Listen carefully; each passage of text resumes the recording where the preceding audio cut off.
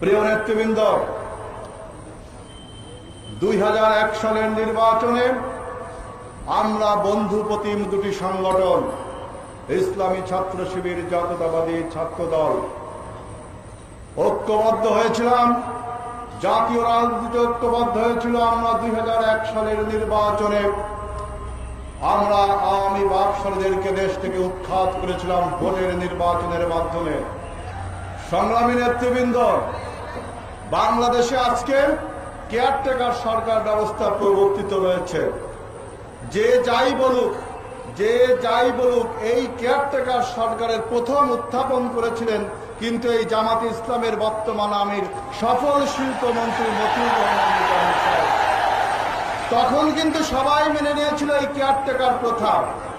বাংলাদেশের যত জাতীয় নেতৃবৃন্দ আছে সবাই, এমনকি আওয়ামী লীগ তো গোগ্রাসে গিলে নিয়েছিল।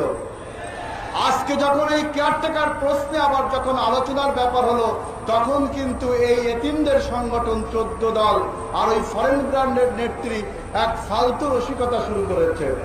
এই সমস্ত রসিকতা কিন্তু বাংলাদেশের মানুষও মেনে নেবে না।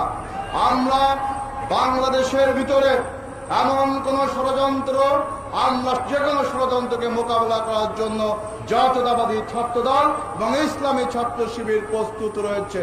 বাংলাদেশের ঘুড়ি আকাশে ঘুড়ি উড়বে, আর সেই ঘুড়ির লাটাই থাকবে ভারতে।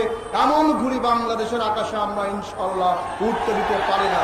সুতরাং ইনশাআল্লাহ আমরা হাতে হাত ধরে ঐক্যবদ্ধভাবে টেকনাফ থেকে তেতুলিয়া, রূপসা থেকে পাথুরিয়া, তামাবিল থেকে বাংলা বান পর্যন্ত গোটা ছাত্র সমাজ ঐক্যবদ্ধ হয়ে ইনশাআল্লাহ 2007 সালের নির্বাচনে জোটের পক্ষে জনসমর্থন গড়ে তুলব। ধানের শীষ দাঁড়িপাল্লার পক্ষে জনসমর্থন গড়ে তুলব। ইনশাআল্লাহ বিজয় আমাদের সুনিশ্চিত। সবাইকে ধন্যবাদ।